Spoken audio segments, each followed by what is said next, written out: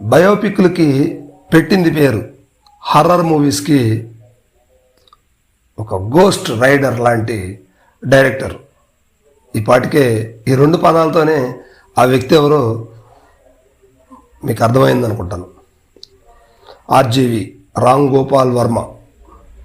ఈరోజు ఆయన రీసెంట్గా ఒక వార్తని పబ్లిసిటీ చేయడం జరిగింది. విషయం ఏంటంటే, ఇక నుంచి నేను బయోపిక్లు తీయను, ఇంతటితో ఆపేస్తున్నాను అంటూ ఒక సంచలనమైన కామెంట్ చేశారు రామ్ గోపాల్ వర్మ గారు.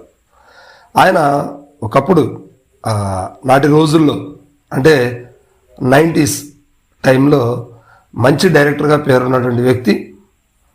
సూపర్ డూపర్ మూవీస్ ఇచ్చి సూపర్ సక్సెస్ చేసినటువంటి సినిమాలు కూడా ఆయన ఖాతాలో ఉన్నాయి. అదేవిధంగా అతి దారుణమైన లాస్ పోయినటువంటి నిర్మాతలు అతి దారుణమైన పరిస్థితికి తీసుకెళ్ళినటువంటి ఆ చిత్రాలు కూడా ఆయన డైరెక్షన్లోనే ఉన్నాయి.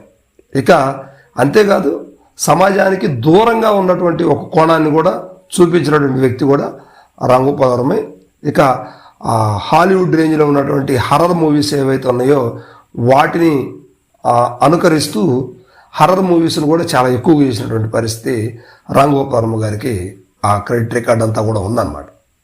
అయితే రామ్ గోపాల్ వర్మ గారు ఈరోజు హఠాత్తుగా ఆ నిర్ణయం తీసుకున్నారు.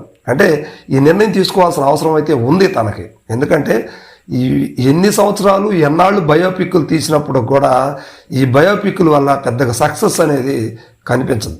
అదే జనరల్గా తీసుకునేటువంటి మూవీస్ ఏమన్నా కూడా ఖచ్చితంగా అంటే 1-2 ఫెయిల్యూర్స్ ఉన్నప్పుడు కూడా తర్వాత సక్సెస్ ఖచ్చితంగా వస్తుంది. ఎందుకంటే మిగతా డైరెక్టర్స్ ఉంది మనం చూస్తూ ఉన్నాం కదా. సో అందువల్ల జరుగుతూ ఉంటుంది. కానీ రామ్ గోపాల్ వర్మ మాత్రం తన పందాన్ని మార్చుకోరు. అంటే ఎదుటి వాళ్ళు మారాలి కానీ ఆయన మాత్రం మారడు.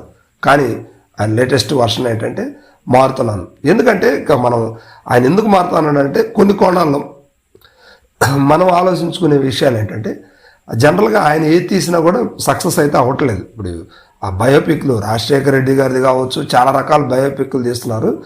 మిగతా వాళ్ళు హిట్ అయినంతగా రామ్ గోపాల్ వర్మ గారి అవ్వటం లేదు.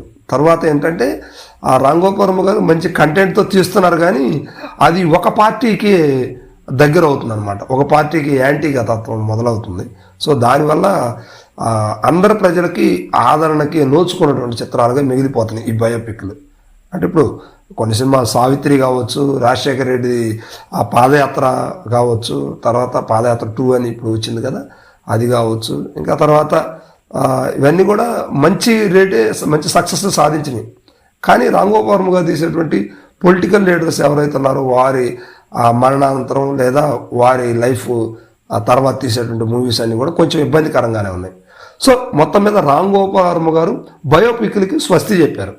ఇక మరి నెక్స్ట్ ఎలాంటి ట్రెండింగ్ తోటి వెళ్తాను అనేది మాత్రం ఆయన వివరించగా చెప్పలేదు. కానీ కొత్త ట్రెండ్ని మాత్రం సృష్టిస్తాను అని మాత్రం చెప్పడం జరిగింది. సో మరి రామ్ గోపాల్ వర్మ గారు ఇప్పటి నుంచి ఆయన మంచి చిత్రాలు తీయాలని మనందరం కోరుకున్నాం. ఓకే.